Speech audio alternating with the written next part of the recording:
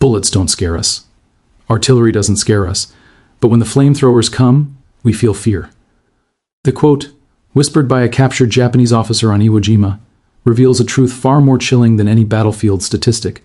Fire could break men who would fight to the death. Imagine the black volcanic sands of February 23, 1945.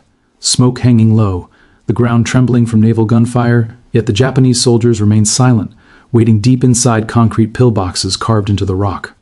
Bombs had pounded this island for weeks. Shells had collapsed tunnels, machine gun rounds snapped across the beach like angry hornets, but none of it forced them out. Then a lone figure moved forward. Corporal Hershel Williams, carrying nearly 70 pounds of volatile fuel strapped to his back.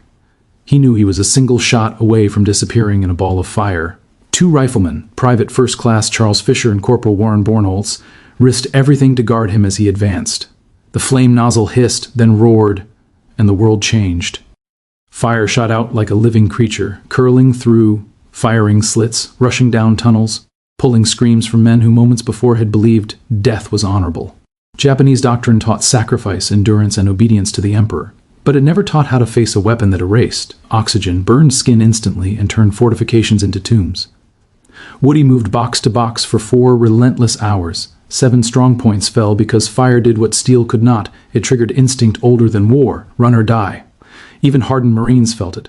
Raymond Hart of the 24th Marines later said, "You don't just smell fire, you feel it in your bones." And soon, the flamethrower evolved from a man's burden into something far more terrifying, the Sherman flame tank. Its streams reached 150 yards, far beyond grenades or small arms. No bunker was safe, no tunnel was deep enough. Word spread fast among defenders. Once the flame tank rolled forward, resistance meant slow, agonizing death. Some chose surrender, others suicide. On Iwo Jima, 70,000 Marines fought for 36 days. Nearly 7,000 never returned home. But because of flamethrowers, because of men like Williams, the impossible became survivable. When the battle ended, Woody walked the beaches where Fischer and Bornholz had fallen protecting him. He received the Medal of Honor, but he didn't celebrate. He said, "The medal belongs to them. I just carried the flamethrower." Today, buried beneath the ash and silence of Iwo Jima, lies a truth history rarely whispers. Bombs could shake the earth. Bullets could pierce bone, but fire could reach into the mind, into instinct, into the ancient terror of being consumed. That is why Japanese troops feared flamethrowers more than anything else, not because they killed, but because they erased the possibility of dying with dignity. February 1945, an island barely 8 square miles in size becomes one of the most important pieces of ground in the Pacific War. Iwo Jima, a name that would soon be carved into American memory with fire, smoke, and unimaginable sacrifice. The volcanic black sand sucked at boots like wet cement, and every inch forward cost blood. The U.S. Marine Corps had landed with nearly 70,000 men under the command of Lieutenant General Holland M. Smith, facing a deeply entrenched enemy. Their objective was clear: seize the island, neutralize the airfields, and secure a staging ground for the looming invasion of mainland Japan. But standing in their way were over 20,000 Japanese soldiers, led by General Tadamichi Kuribayashi. Men ordered not to throw their lives away in blind charges, but to fight from underground tunnels and concrete fortifications until the last breath left their bodies. They were warriors conditioned from childhood to believe surrender was worse than death. They had endured artillery barrages for weeks, watched bombs flatten entire ridges, and yet remained silent and unmoving beneath the rock. Many Marines said it felt like fighting a ghost, an enemy they could not see, but who always watched. The stakes were brutal and personal. If the United States failed, more islands, more beaches, and more young men would be fed into the fire. And yet, even with overwhelming firepower, progress stalled. Machine guns hidden in pillboxes scythed through advancing Marines. Grenades rolled from tunnels into foxholes. Snipers struck from dark crevices where no shell could reach. Victory required something different, a way to pry the defenders out of the earth itself. That answer came in the hands of ordinary men carrying extraordinary weapons, flamethrowers. Among them was a 21-year-old Marine corporal from West Virginia, Hershel Williams. He was quiet, unassuming, and not a man who sought glory. Yet fate placed him in a moment where one decision could determine whether hundreds lived or died. Assigned to the 1st Battalion, 21st Marines, Williams became one of the few Marines trained to carry the M222 flamethrower, a weapon both feared and hated even by its operators. The pack burned fuel hotter than anything the battlefield had seen, capable of turning oxygen to poison and fortifications into furnaces. Every Marine knew one lucky enemy bullet to the fuel tank meant instant, catastrophic death. The Japanese knew it too, and they hunted flamethrower operators first. But fire was the one thing they could not ignore, endure, or counter. It stripped away their discipline, shattered their morale, and bypassed the cultural belief that death should be clean, honorable, and controlled. Fire was chaos. Fire was panic. Fire was primal. And that is why this story matters. Not because of the weapon alone, but because of what it reveals about human nature, fear, and courage. The Marines who carried these flamethrowers were not just soldiers.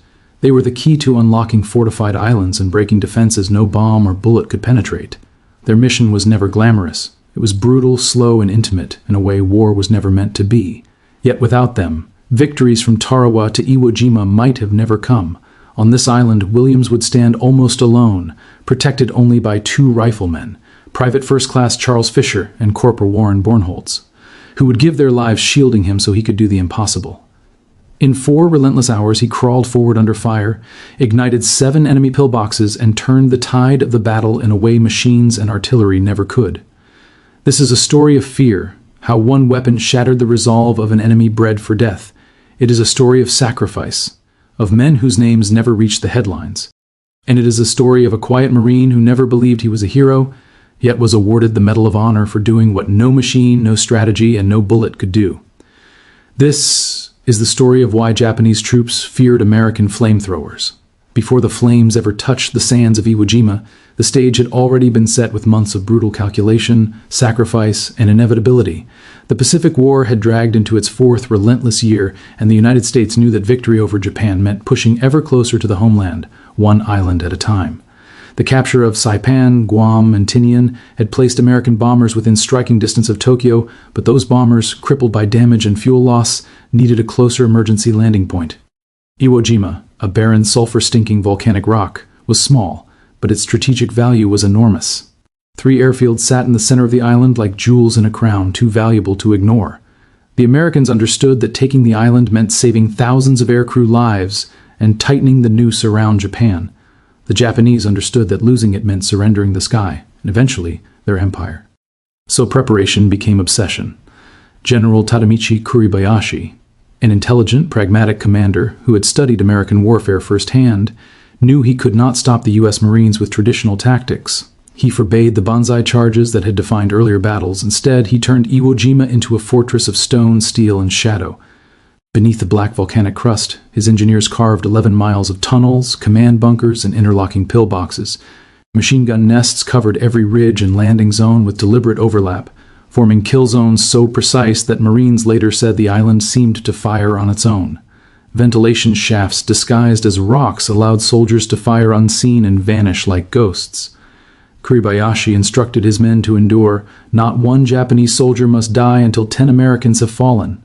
Meanwhile, offshore, the American Navy unleashed the longest sustained bombardment of the Pacific War, days and nights of shells, rockets, and explosives that churned the ground and shook the horizon. Yet when the guns finally fell silent and the Marines landed at dawn on February 19, 1945, there was an eerie stillness, no frantic resistance, no desperate counterfire, just the sound of boots sinking into black ash that offered no traction, no shelter, no mercy. The Marines mistook the silence for success. Then the island woke up. Machine guns opened from invisible slits. Mortars hammered the shore. Snipers, embedded deep behind steel and concrete, struck with surgical lethality. Wave after wave of Marines fell, pinned in the open with nowhere to hide as the sand swallowed their movement and the air shook with explosions. Entire companies stalled within minutes. The conditions were hellish. The volcanic ash absorbed heat until the ground felt like burning stone. The air stunk of sulfur vents, earning the island the nickname the island that smelled of death even before bodies fell. Marines were drenched in sweat, dehydrated, exhausted, and constantly hunted by an enemy they rarely saw. Blood mixed with ash, forming black mud around wounded Marines who crawled desperately for cover. For the first time in the Pacific, U.S. forces faced an opponent who refused to die in the open and refused to surrender underground. Days passed and progress measured not in miles but yards. Every pillbox destroyed seemed to awaken 2 more. Grenades rolled from unseen vents. Bayonet squads waited in darkness beneath the Marines' boots. The island became a giant machine built to kill. That was when commanders realized brute firepower wasn't enough. Something else was needed, something brutal, direct, and psychologically overwhelming. Flamethrower operators were called forward, men trained to wield a weapon so feared even their own ranks viewed it with awe and unease. Among them was Corporal Hershel Williams. Short, quiet, but unshakably determined. Assigned to the 1st Battalion, 21st Marines, he had watched countless attacks fail against the interlocked pillboxes ahead. Machine guns pinned his unit down every time someone tried to advance. Conventional weapons, rifles, grenades, artillery couldn't reach the defenders. Fire, however, could. The flamethrower was never meant to be subtle. It didn't just injure, it erased space, oxygen, and hope. To wield it meant accepting that you were the most hunted man on the field. And now, with Marines trapped behind the killing zones, with pillboxes slaughtering anyone who moved, Williams and his weapon became not just an option, but the only solution. The pressure grew unbearable. Marines who had survived island after island whispered that Iwo Jima felt different, like the ground itself resisted. Every hour cost lives, every step meant sacrifice. Yet somewhere beyond the smoke and tunnels, the first breakthroughs were forming. And in that decisive moment, when fear, desperation, and duty converged, it became clear that one man with fire might decide the fate of thousands. The stage was set, the enemy was ready, and now the flamethrowers were coming. When the flames finally died and the roar of combat faded into the choking dust and silence, the battlefield around Iwo Jima no longer resembled a place meant for life. Only endurance, survival, and memory. Hershel Williams, exhausted and nearly collapsing from heat and fumes, staggered back toward friendly lines after destroying all 7 pillboxes that had halted the advance. His flamethrower tank was nearly empty, and his uniform was scorched and blackened. Around him, Marines who moments earlier were pinned down now surged forward, breaking through the defensive line that had seemed impenetrable just hours before. But victory bore a brutal price. The 2 Marines who had shielded him, Private First Class Charles Fischer and Corporal Warren Bornholz, lay dead, killed while protecting him from enemy fire. Williams never forgot that sacrifice. He would later say the Medal of Honor placed around his neck felt heavier than any flamethrower he ever carried. With the pillboxes destroyed, the Marine advance accelerated. The once static line became movement, slow, bloody, relentless movement. Sherman flame tanks rolled forward, burning out caves and tunnel networks that had resisted artillery for weeks. The Japanese defenders who had sworn to fight to the last man found themselves trapped in collapsing defenses, suffocating smoke and unbearable heat. Some refused to surrender and instead took their own lives rather than face the flame. Others ran from their tunnels in blind panic, the same men who had once stared down bullets and shells without flinching. Word spread quickly among Marines, flamethrowers were the key. And among the Japanese, fire meant terror, inevitability, and a death that stripped honor. As the days passed, the cost mounted. Nearly 7,000 Marines were killed and over 20,000 wounded before the island was declared secure. Casualties staggering even by Pacific standards. But strategically, the result reshaped the war. More than 2,200 American bombers would later make emergency landings on Iwo Jima's airfields, sparing thousands of aircrew lives and ensuring the bombing campaign against Japan continued with unstoppable pressure. For Williams, life after the battle was not triumph. It was reflection. The war ended, but he carried memories heavier than armor, screams from inside burning tunnels, the smell of scorched earth and flesh, the weight of being alive when others had died securing his path. When he received the Medal of Honor from President Truman later that year, he stood humbly, almost uncomfortable, and said quietly that the medal belonged to the men who never came home. The legacy of flamethrowers also lingered long after the war. They became symbols of both tactical necessity and moral horror, proof that victory in the Pacific was not just won with firepower, but with psychological dominance. Military historians later noted that on fortified islands like Iwo Jima and Okinawa, no other weapon had the same power to break staunch resistance, not because of range or lethality, but because of fear. Eventually, flamethrowers would disappear from U.S. arsenals, phased out as warfare modernized, but their impact endured in every study of island warfare, every veteran's recollection, and every reminder that in war, sometimes the battlefield is not just fought in trenches or tunnels, but in the minds of those forced to face the unimaginable. For Woody Williams, the battle never faded. It transformed him. He devoted his life to honoring the fallen and helping veterans heal. He lived to be the last living Medal of Honor recipient from World War II, passing in 2022 at 98 years old, carrying with him the weight of a story that was never just about a weapon, but about courage, sacrifice, and the primal power of fear on the battlefield. When the smoke finally thinned and the gunfire faded into distant echoes, the brutal reality of what had happened on Iwo Jima settled over the battlefield like the volcanic ash that blanketed everything. Corporal Hershel Woody Williams, drenched in sweat and fumes, could barely stand after 4 hours of combat with his flamethrower. His body trembled, not from fear, but from exhaustion, heat, and the overwhelming weight of knowing that he had survived a mission few expected him to return from. The pillboxes that had once spat death at every advancing Marine now sat silent, scorched, and broken. Hundreds of men who had been pinned down were finally able to move forward. Marines who had been trapped in deadly open ground now had a path, because one man with a tank of fuel on his back had done what artillery, bombing runs, and countless rifle rounds could not.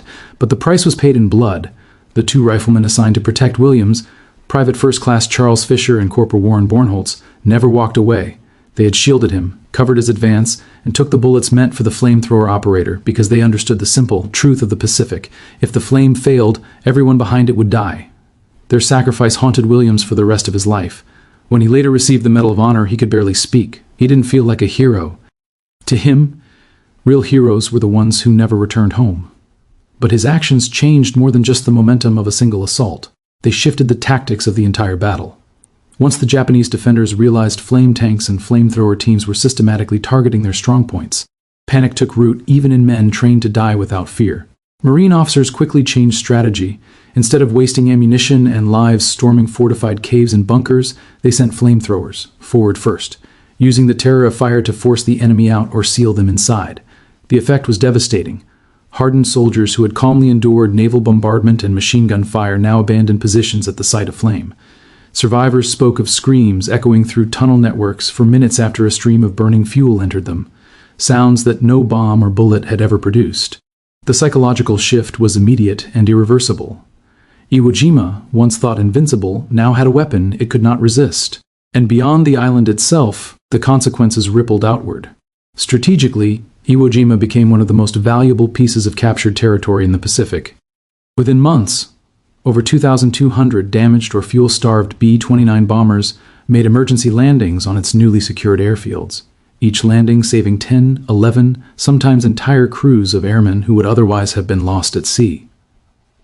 The battle also reshaped the American view of the coming invasion of Japan. If 21,000 defenders on a small volcanic island could inflict nearly 30,000 Marine casualties, what would happen on the mainland, where millions waited?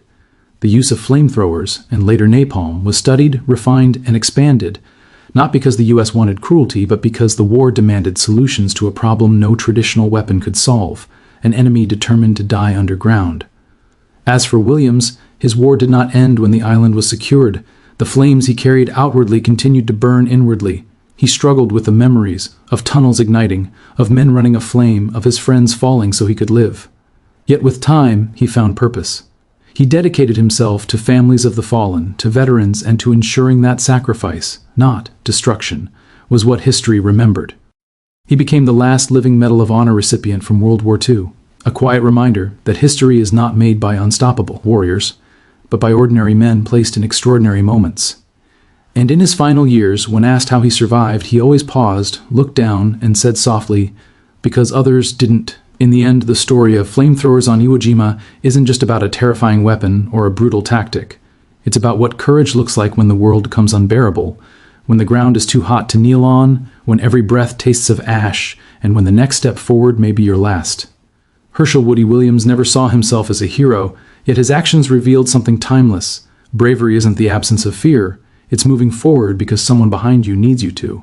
His Medal of Honor wasn't earned through domination, but through sacrifice. 2 riflemen died to protect him, and he carried the flame. Not for glory, but for them, for his unit, for a mission that had to succeed. The Japanese soldiers weren't cowards. They were conditioned for death, hardened beyond imagination. Yet even they were broken by fire, a reminder that beneath training, ideology, and uniform, every human being still carries instincts older than war. And maybe that's the real lesson, that war strips everything down to the raw core of humanity, exposing what we fear, what we love, and what we're willing to give for others. Leadership isn't always loud. Sometimes it's a quiet man stepping forward when everyone else is pinned down. Legacy isn't medals or monuments. It's memory, passed forward so the cost of freedom is never forgotten. Woody lived nearly a century beyond that day, not to celebrate what he did, but to honor those who couldn't. His life asks us a question that echoes far beyond the black shores of Iwo Jima. When the moment comes, when everything is on the line, not for recognition, not for applause, but for the sake of others, will we step forward? So when the last flame burned out and the last shot faded into the sea wind, Iwo Jima stood as proof that courage could shape the course of a war, and that sacrifice, not machinery, earned victory. Woody Williams's 4-hour stand broke open the defenses that artillery and airstrikes could not, giving Marines the path they needed and forever changing the momentum of the battle. His act became one of the turning points that helped secure a foothold critical to the final push toward Japan, saving thousands of bomber crews and accelerating the end of the Pacific War. But the true weight of his legacy lies not in tactics or statistics, but in the quiet truth he carried for the rest of his life. Victory is never won alone. It is built on the backs of those who step forward and those who fall so others may rise. And from the ash, fire, and unthinkable cost of Iwo Jima remains one undeniable truth. Courage, even in the darkest moment, can change history.